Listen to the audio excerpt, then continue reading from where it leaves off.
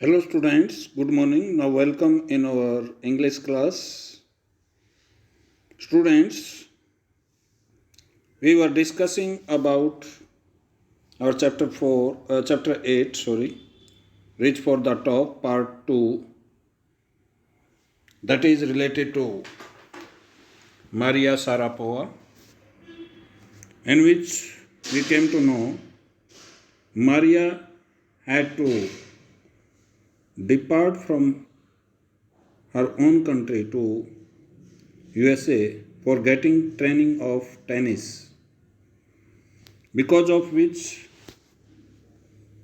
she had to remain away for 2 years from her mother, Yelena, and her father, who had to do some work in USA so that he could help her daughter for getting training there. So, because of that reason, at the age of 9 or 10 years, that girl had to live a separated life from her parents. So, every success, it shows that every success comes by lot of determination and dedication. हर जो सफलता है वो कोई ना कोई कीमत चुकाकर, कोई ना कोई समर्पण करके मिलती है।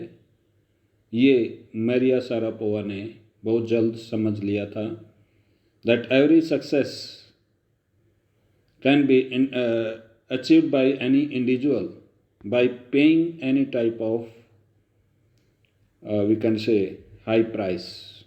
कोई बहुत ऊंची कीमत देकर हम सफलता को हासिल कर सकते हैं, अदरवाइज सफलता, इतनी ऊंचाई की सफलता जो है वो आसानी से नहीं मिल सकती।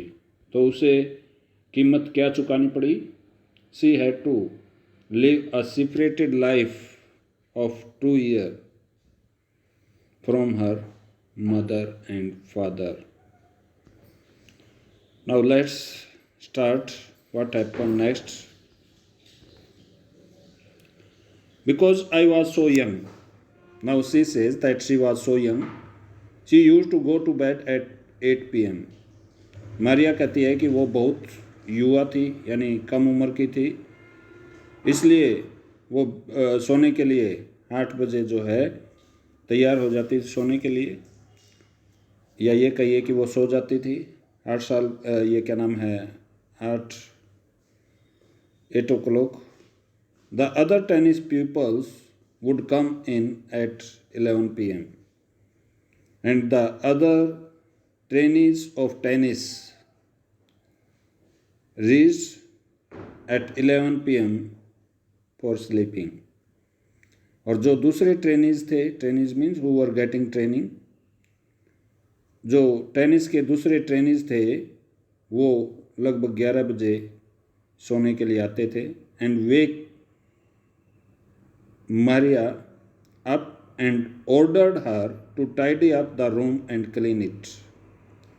और वो आकर क्या करते थे, मारिया को, वो दूसरी लड़कियां जो है मारिया को जगा देती थी, वेकअप करवा देती थी एंड ऑर्डर्ड हर, और उसको हुक्म देती थी to tidy up the room, room को साफ करना, सजाना, एंड क्लीन इट, इसको साफ करना और सजाना, ये इस चीज़ का हुक्म दे डालती थी।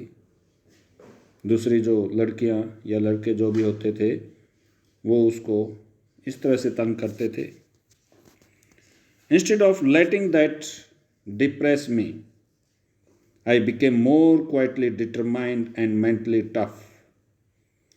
Here you can see Maria Sharapova at the age of 9 or 10 years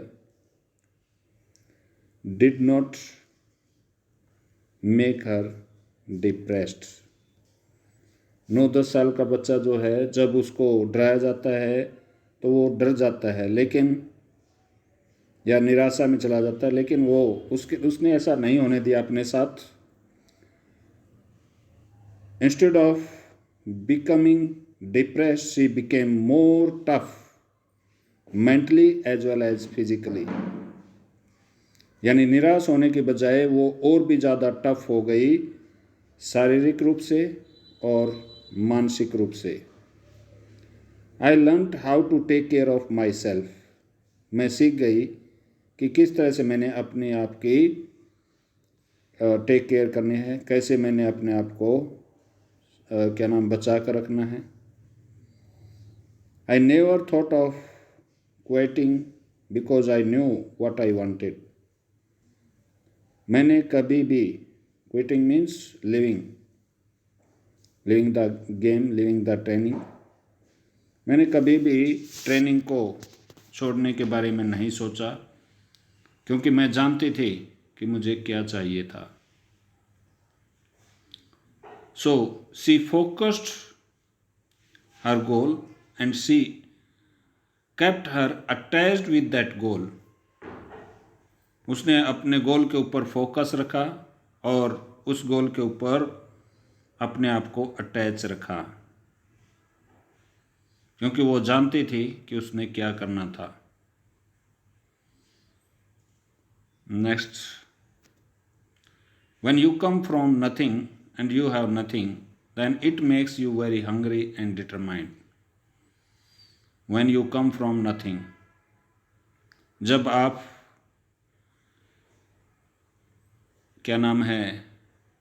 आपके पास कुछ नहीं होता, and then it makes you very hungry and determined।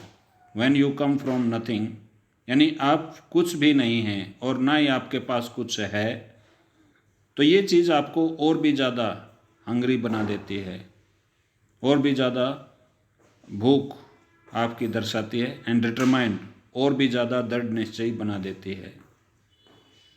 I would have put up with much more humiliation and insult. Here is a term for you, that is humiliation. Humiliation का मतलब insult, humiliation same meaning is there. इनका मतलब है शर्म महसूस करना या बेइज्जती महसूस करना। I would have put up with much more humiliation and insult than to steadfastly pursue my dream। pursue means follow। तो कहती है कि वो बताती है कि वो ज़्यादा हंग्री थी, इसलिए वो अपने गोल पर ज़्यादा फोकस उसने अपने आप को किया, किसकी बजाय? इंसल्ट फील करने की बजाय, बेइज्जती महसूस करने की बजाय। The other trainees who ordered her to clean the room, then if she would have thought that it was her insult, it was her humiliation, then she wouldn't have pursued her dream। तो इसका मतलब अगर वो ऐसा सोच लेती तो क्या होता? इसका मतलब वो होता कि वो अपने गोल को, अपने ड्रीम को, अपने सपन को फॉलो नहीं कर रही। लेकिन वो भली भांति जानती थी कि उसने अपने ड्रीम को, अपने सपन को फॉलो करना है, अपने टारगेट को अचीव करना है, अपने गोल को अचीव करना है। इसलिए जो भी ह्यूमिलिएशन, इंसल्ट वो फील कर सकती थी, उसने टॉलरेट किया उस ह्यूमिलिएशन को। Put up means to tolerate करना। I would have tolerated with much more humiliation and insult than to steadfastly pursue my dream. यानी अपने ड्रीम को फॉलो करने के लिए कहती है कि और भी जो ह्यूमिलिएशन और इंसल्ट वो और भी टॉलरेट कर सकती थी, क्योंकि वो अपने ड्रीम के लिए हंग्री थी, अपने गोल के लिए हंग्री थी। That toughness runs through Maria even today. वो जो टफनेस है, वो जो हार्डनेस है, वो आज भी मारिया के कैरेक्टर में शामिल है। It was the key to her bagging the women's single crown at Wimbledon in 2004 and to her meteoric rise to the world number one sport the following year। Maria Sharapova की जो toughness है वो आज भी मौजूद है, और ये एक चाबी थी। It was the key to her bagging to her winning, यानी जीतने की विमेन्स सिंगल क्राउन विंबलडन के अंदर 2004 में, और ये उसकी रैपिड मीन्स फास्ट, बहुत ही तेज उड़ान थी, राइज था संसार की नंबर 1 लड़की बनने का, नंबर 1 फीमेल चाइल्ड बनने का आने वाले समय में। While her journey from frozen plain of Siberia to the summit of women's tennis has touched the heart of tennis fans, for the youngster herself there appears to be no room for sentiment. Sentiment means emotional feeling, means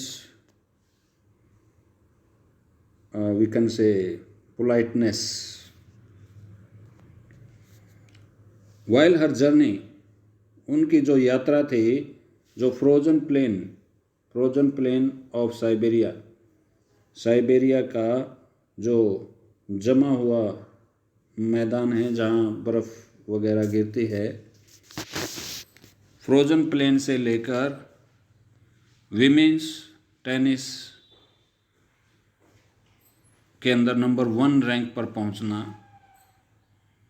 या tennis को का शौक रखने वाले जो fans हैं, जो व्यक्ति हैं, उनके दिलों पर राज करना। फॉर द यंगस्टर, उस छोटी क्या नाम है लड़की के लिए, there appears to be no room for sentiment. तो ये ऐसा प्रतीत होता है कि इसमें सेंटिमेंट की कोई जगह नहीं है। सेंटिमेंट का मतलब इमोशनल फीलिंग, या ये कहिए पोलाइटनेस, नम्रता कह लीजिए। यानी अगर वो नम्रतापूर्वक काम करती, डिटरमाइंड ना होती, फोकस्ड ना होती, तो वो इस मुकाम तक नहीं पहुंच पाती जो वो पहुंच गई। तो अगर वो भावना में बह जाती, अपनी इंसल्ट फील करके, और उस ट्रेनिंग को बीच में ही छोड़ देती, then she would not have reached on number 1 rank in women's tennis match. The state looks and the answer she gives when asked about her ambition make it imply clear that she considered the sacrifice were worth it. I am very, very competitive. I work hard at what I do. It's my job. This is her mantra for success. The state looks and the answers she gives, यानी उसका सीधा सा क्या नाम है number 1 खिताब को जीतने का, कि वो आईसाइट, नज़र, और उसके जवाब जो वो देती है जब कोई उससे पूछता था अपने एम्बिशन के बारे में, उसकी अभिलाषा के बारे में, उसके गोल उद्देश्य के बारे में। मेक इट एम्प्लाई, तो ये पूरी तरह से क्लियर कर देता था that she consider the sacrifice were worth it. वो ये समझती है कि जो सेक्रीफाइस है, जो बलिदान वो दे रही है, ये उसके लिए कोई वैल्यूएबल सिद्ध होना था। I am very very competitive, कहती है कि मैं बहुत ही ज़्यादा कम्पिटिटिव हूँ, कंपटीशन में विश्वास रखने वाले, ये क्या नाम है, मुकाबले में रहने वाले, और उसके लिए मैं मेहनत करती हूँ। I work hard at what I do, जो मैं कर सकती हूँ वो करती हूँ, ये मेरा काम है, it's my job. This is her Mantra for success, और ये इसी कारण जो है वो सफल होकर दिखाती है। दूसरी लड़कियों के लिए वो इंस्पिरेशन, प्रेरणा बनती है, दूसरे बच्चों के लिए प्रेरणा बनती है। The children who think that at the age of 9 and 10 year age they will not be able to live without their parents, for those children she becomes an inspiration।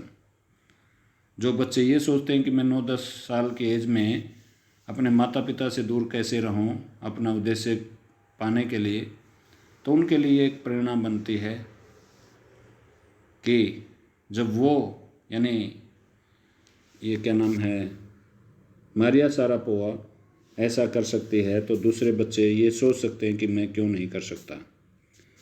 So you will read next 1 page and find word meaning.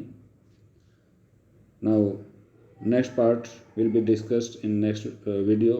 Okay, thank you.